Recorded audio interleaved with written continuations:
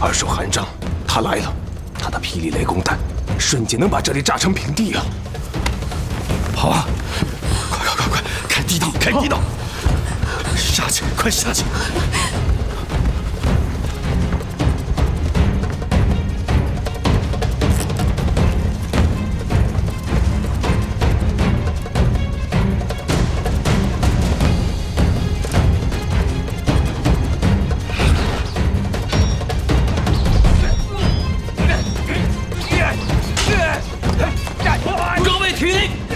国舅爷如今已经安全转移，请尽力厮杀，抓住贼子。国舅爷当中州有赏。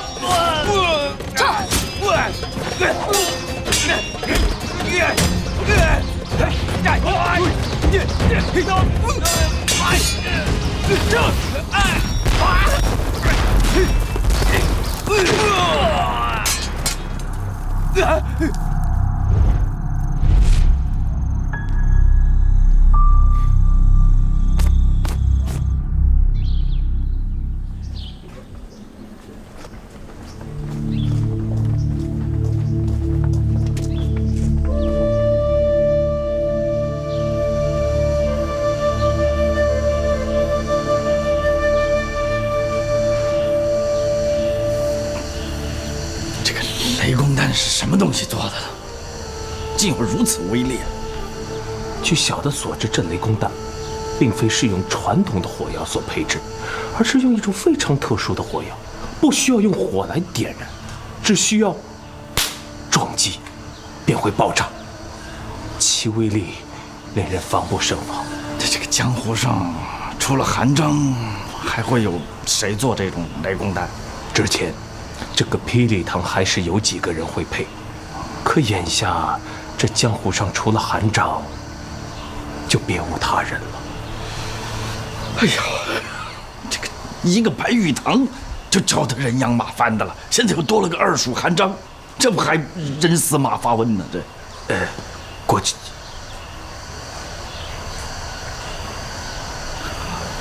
换个地方说。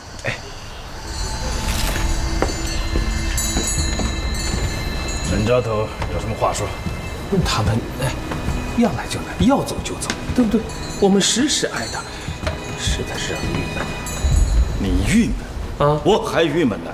这么长时间了，连根毛都没抓着，我还想朝你们撒气呢。国舅爷，小子的意思是啊，就算是你去找官兵去逮他们，都逮不着，因为这些人对官兵的追捕有一整套的对应措施。别跟我扯这些没用的，说说你的办法。是这样的，国舅爷，小的呢想打扮成为普通的百姓，在陈州城里面好好打探一下。你想啊，这些人来到陈州城，一定要有落脚的地方，只要找到他们落脚的地方，我们就可以调集官兵，将他们一网打尽。国舅爷英明，办法不错。一个人手要是不够，就多派一些人去。沈教头，你就不必亲自出马了。国舅爷是这样的啊，咱们招贤馆虽然大，人又多，但是呢，这是良莠不齐。你随随便便派人去了啊，万一管不住嘴巴，管不住手脚，闹出事端来，不就前功尽弃，功败垂成了？所以小的认为啊，这件事情，人在于精，而不在于多。好，那这差事就交给你了，赶紧落实清楚那些贼子的藏身之处。遵命。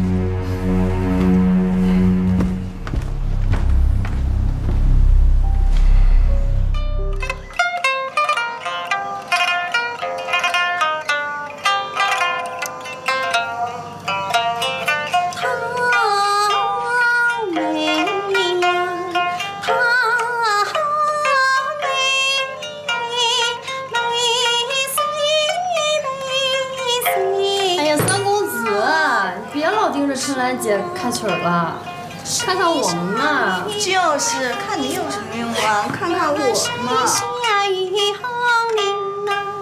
两口子好啊，四季发财五回首啊！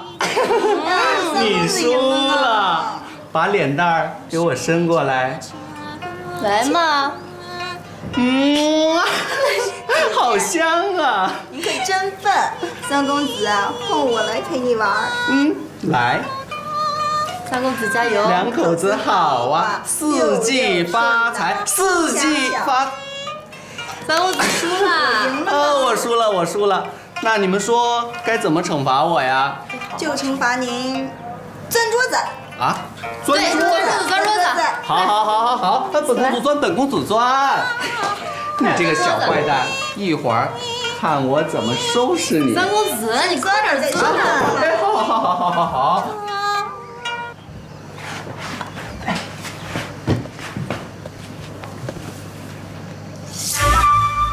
啊，知府大人，拿下！知府大人，你这是？万岁有旨，命大理寺前来拿人。啊！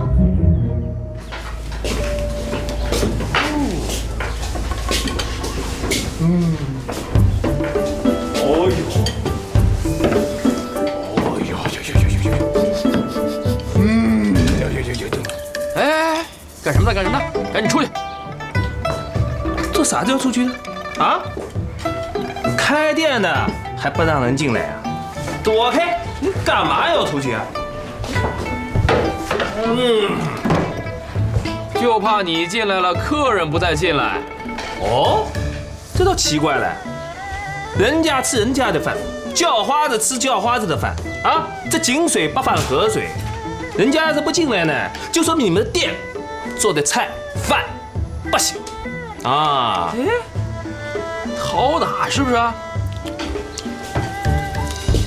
今天我叫花子心情好，不跟你打架。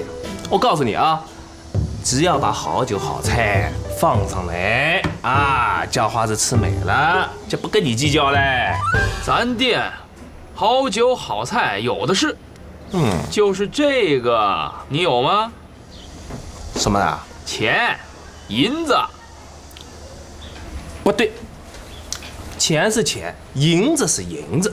钱是黄的，银子是白的，钱是扁圆的，银子是一粒一粒的，知道不？还有一坨一坨的，一锭一锭的，一坨一坨那叫屎，一锭一锭的。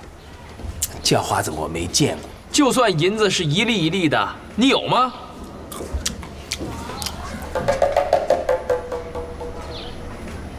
为什么要给你看？你以为我没有啊？啊？有你就不是花子哥，你是大爷。哎，大爷，把你那一粒一粒的银子拿出来，让小的见识见识呗。菜不露白啊？为什么给你看呢？只要你把好菜好饭给我放上来，叫花子高兴了，就把银子给你。对不起爷，小的没见着银子，是不可能给你上酒菜的。哎呦，你个狗奴才的！什么情况啊？狗眼看人低呀！啊，瞧不起我叫花子的啊？哎，你是不是讨打啊？哎呦，干嘛打人嘞？出人命嘞！跑！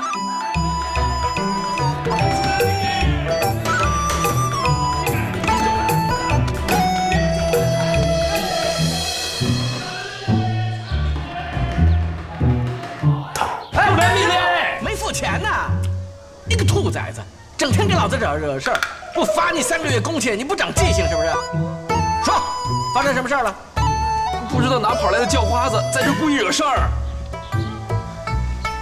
兔崽子，就爷这架势，这气势，这像叫花子吗？爷，这小的不懂事儿，小的给大爷赔礼了。你这人说话啊，就像做买卖人啊，在理有据，不错不错。那爷有什么吩咐啊？叫花子我呢，今天就想吃点好酒好菜啊，尽管上。叫花子吃高兴了，就赏你1克，1粒银子。没问题没问题。客官稍等片刻，酒菜马上就上。哎，还不快去备酒菜？等等，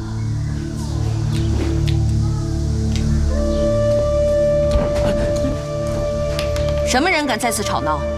就是一个白痴的主儿。没错，叫花子我呢就是来白吃白喝的。哎，白公子知道吧？前2天啊，那个白公子跟叫花子说了啊，肚子饿，就来到回龙镇，来到这家酒楼，吃完喝完，嘴巴一抹，不用付钱，走人即可。哎，这么说来，想必你是认识这位姓白的公子。叫花子不仅认识姓白的公子，叫花子还认识2个姓丁的公子。那2个姓丁的公子啊，跟叫花子说了，说他家里呀有个姑娘啊，偷偷跑了出去，到处惹是生非，还跟叫花子说了，见到那个女的，叭2个大耳刮子，然后一绑送回家去。哎，你什么你啊？我告诉你啊，别打搅叫花子吃饭的心情。叫花子吃完饭之后，要到那边的河边啊，晒着太阳，睡个午觉。哦，店家，哎，这叫花子的酒钱我付了。好，谢谢公子。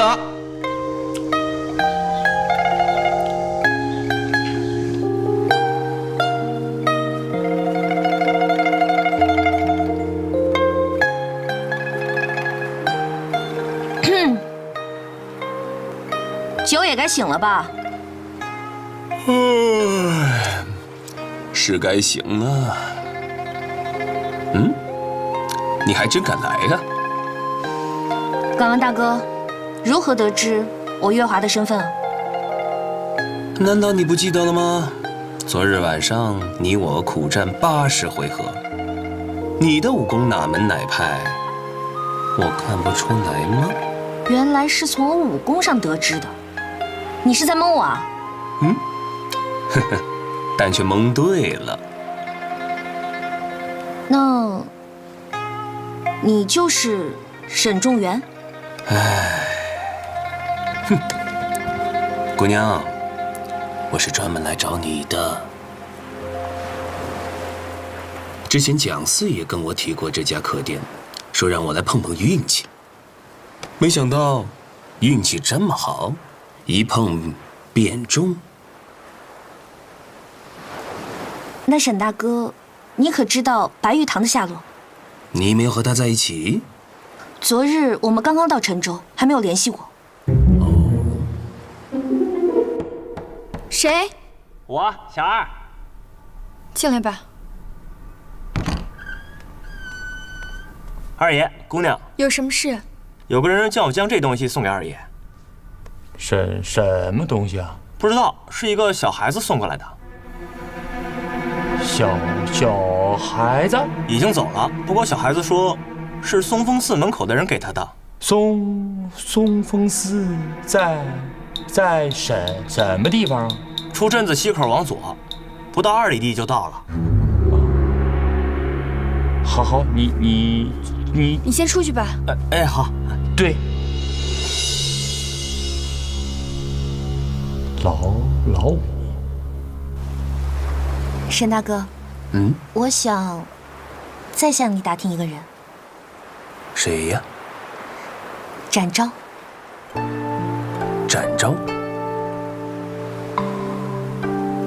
为何突然问起此人？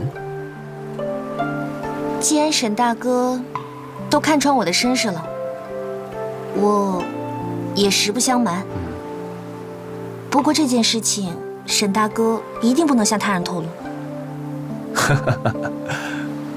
姑娘这么看得起我，我当然不会辜负姑娘的心意吧。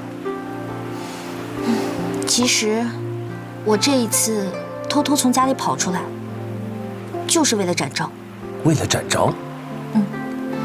就在2个月之前，我和展昭定下了婚约。哦。我和他也算是比武招亲了。比武招亲？不瞒大哥，我刚满16岁的时候，就有人不断的上门提亲。为了应付这些人，我就告诉哥哥，若是再有人上门提亲，就帮我告诉他们，除非武功胜过我，否则结亲的事情免谈。哼哼，若是没有猜错的话，姑娘家风渊源，才貌武学，应该是上门提亲的人踏破门槛才是啊。那倒是，不过都被我一剑拒之门外，唯独这个展昭。是吗？难道展昭也是慕名而来，想要比武招亲？那倒不是，他不过是路过我家，一次礼节性的拜访，不过却被我二哥留下来了。二哥，二侠，丁兆慧，正是。不知展大侠大驾光临，未曾远迎，还望见谅。展昭恰巧路过此地，前来拜访，冒昧打搅，还望恕罪呀。嗨，展大侠，大家都是爽快人，不必如此客套。来，快里边请。展大侠请。请。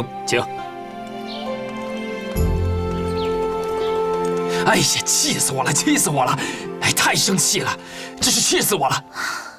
你不把别人招惹到就不错了，什么人敢招惹你啊？哦，还不是那个该死的展昭。这展昭本事不小啊，他怎么惹你了？他倒是没惹我，可是呢，他却要招惹你啊！我在这好端端的，他有什么可招惹我的？哎，妹子，你别着急，容我慢慢跟你说。谁着急了？明明是你自己，火烧火燎的，跟屁股着了火似的。事情呢是这样，刚才呢我一出去，大哥就把我叫住了。大哥问我，小妹叫你过去干什么呀？我说，那不是大名鼎鼎的南侠展昭来了吗？小妹就把我叫过去，问了问南侠展昭的情况。大哥又问我了，说那小妹还说什么了？我心想展昭就在旁边坐着，所以我就添油加醋的多说了2句。我就说咱家妹子呢对这个展大侠的风采那是无比仰慕，非常神往啊。我什么时候这么说过？谁让你添油加醋的？那我添也添了，加也加了，那你说我该怎么办？你这个人，不跟你计较了。那展昭说什么了？最可气的就是这个，你知道他居然大惊小怪。他说：“怎么你家小姐对武林中人也挺感兴趣？”我说：“嗨，我家小妹啊也粗通武功。”你知道他说什么？他居然说恐怕都是些三脚猫的功夫吧？你说气人不气人？你在骗我！展昭的为人我可知道。你见过展昭啊？我虽然没见过他，不过他如果真如你所说的是这般轻浮之徒，我想他在江湖上也不会有那么大的名声。那二哥的话你都怀疑？别人的话我是将信将疑，你的话我是完全不信。二少爷，大少爷和展昭已经在演武场等好久了，大少爷让你们俩赶紧过去呢。他在那儿做什么？展昭和你比武啊。他又不提亲，我凭什么跟他比武？让他回去吧。对呀，我也是这么跟他说的。可那展昭他根本就不信，非要跟你比试一番，你说怎么办？你去告诉他，就说让他在那儿等着，我一会儿就跟他比武。是。好啊，这才是我的亲妹子。那你赶紧准备一下啊。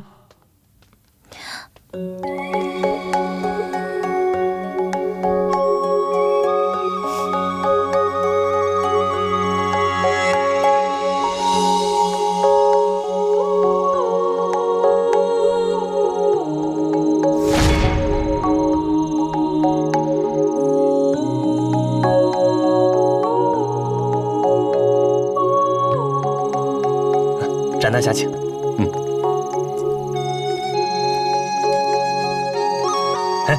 你看三妹如此心急，早就在这等候了。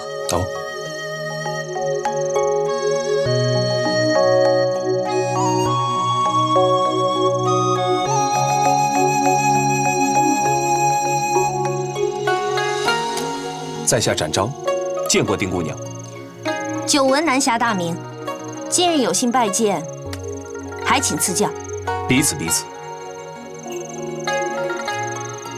都是江湖中人，何必这么客套？请吧。好吧。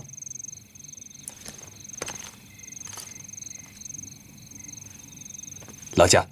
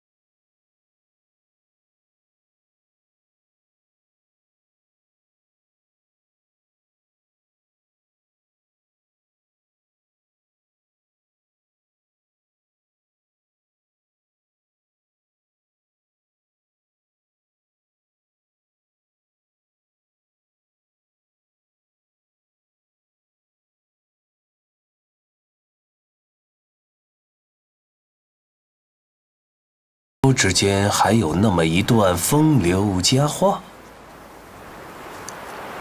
哎，对了，姑娘，你方才说你偷偷从家里跑了出来，是为了找展昭？展昭被皇上封为御猫之后，江南吴蜀认为这是对他们的侮辱，一直想找展昭的麻烦。我听闻此事，立刻赶往东京，想要助他一臂之力。没想到，到了东京一打听才知道，展昭早已背叛了包大人，与那庞贼为伍，助纣为虐了。唉，展昭离开开封府的事情，我略知一二。姑娘，这江湖上的事情真真假假，假假真真，怪异迷蒙，千万不能只看它的表面哦。我也不相信展昭能做出如此下贱之事，所以想找他当面问个清楚。我懂姑娘的心思。沈大哥，那你说展昭会不会在陈州或者皇清花园呢？没有，至少在皇清花园，我是从来没有见过展昭。你确定他没有在皇清花园出现过？没有。那桑花镇那个贼子……桑花镇？什么桑花镇？前不久，在桑花镇出现了一个自称展昭的盗花淫贼，淫害了不少女子。不可能啊！展昭怎么可能成了盗花贼了？绝不可能，绝不可能！我也不相信展昭会如此，所以听闻此事之后，立马赶了过去，但不小心中了他的毒袖剑，差一点命丧黄泉。哦，姑娘那是和他交上手了？那贼子武功十分高强。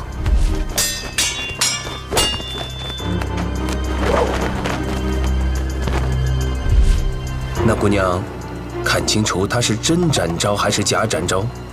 我肯定，他不是展昭。说的是啊，姑娘当时比武招亲，是蒙着面纱。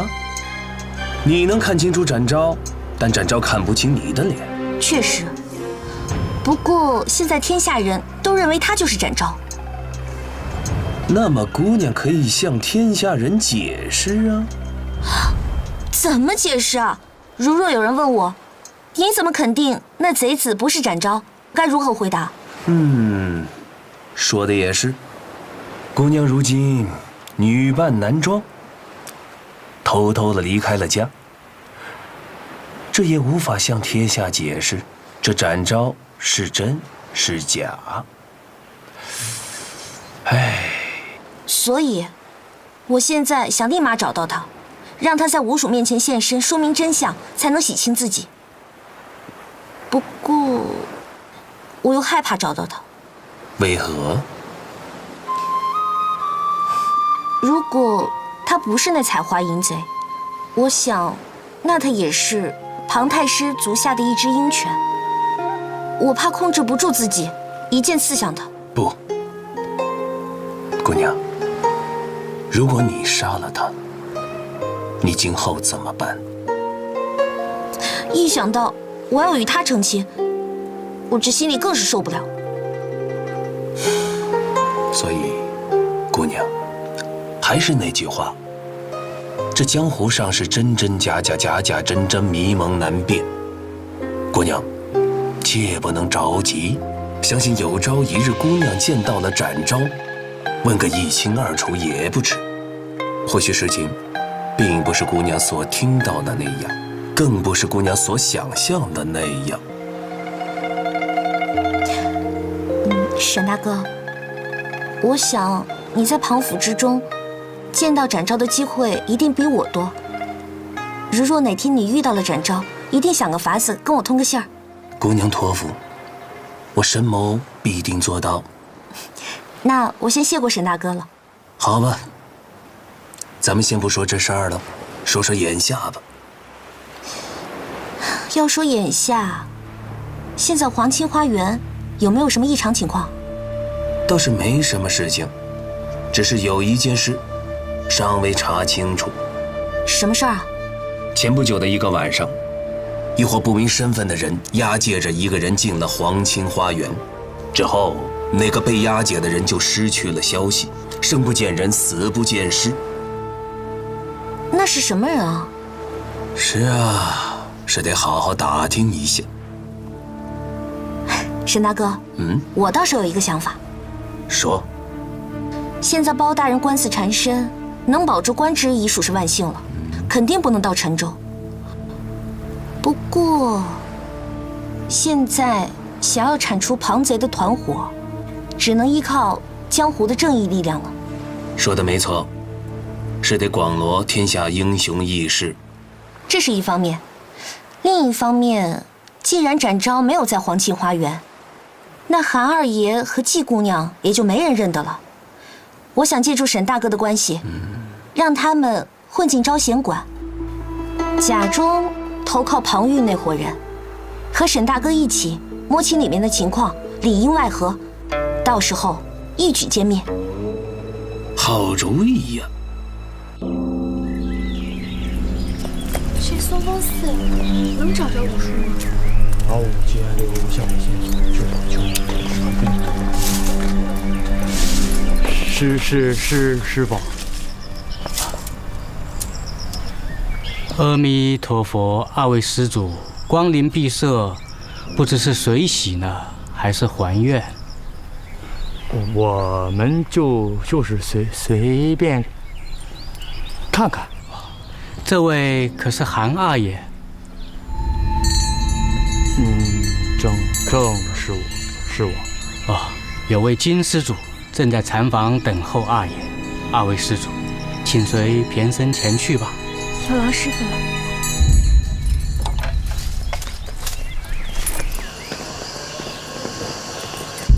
二位施主，里边请。多谢师傅。阿弥陀佛。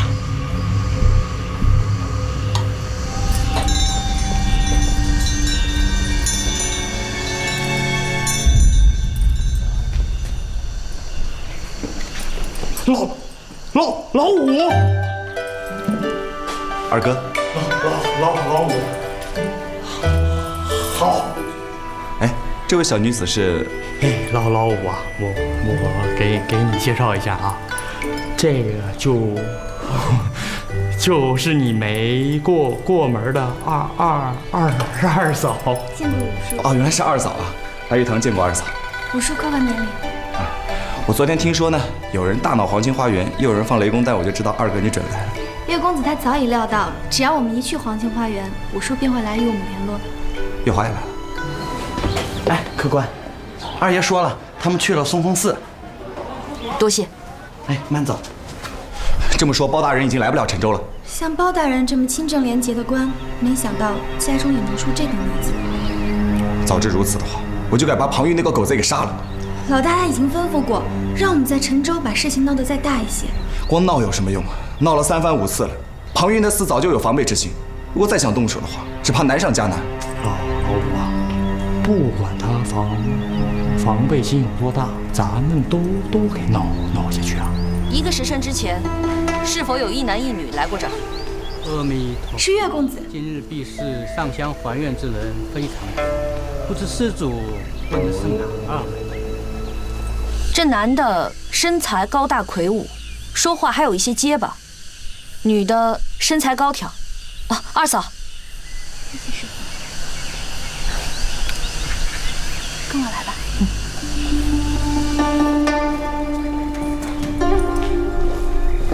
二爷，岳公子，有白五爷的消息了吗？没有，我没有我家老五的消息。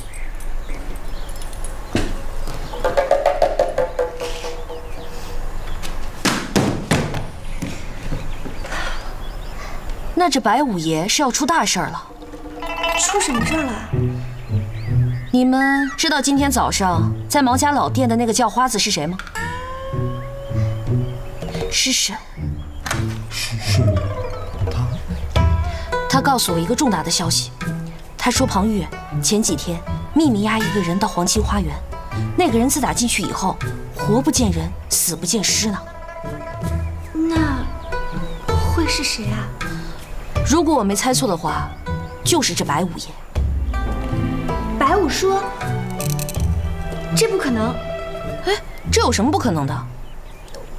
我是说，五叔他的功夫那么好，定然不会落在这庞贼的手中。就是因为他功夫太好了，所以啊，他这个人刚愎自用，狂妄自大，总觉得自己是天下第一，殊不知人外有人，天外有天啊！哪一天真是遇到了武功比他高的人，他可是要吃大亏的。岳公子，你也不要这么说我自家兄弟，这么说是不是有点言过其实啊？亏他是你自家兄弟，你还不知道白五爷眼比天高，心比针眼小的个性啊！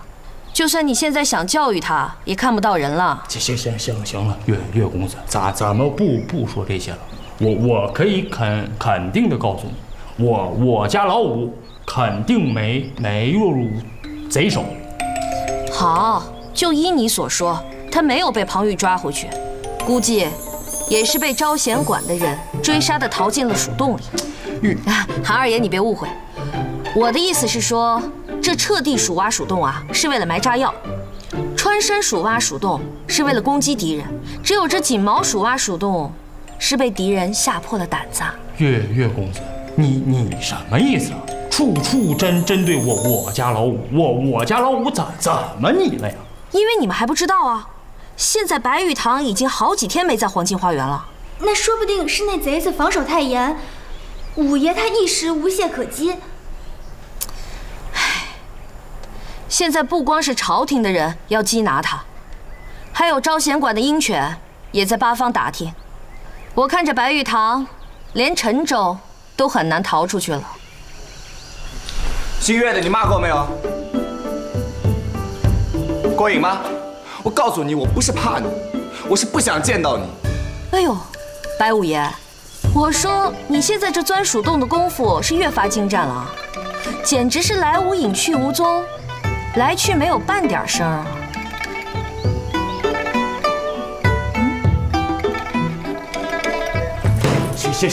行了，大敌当前。是啊，都是自家兄弟，没什么疙瘩解不开的。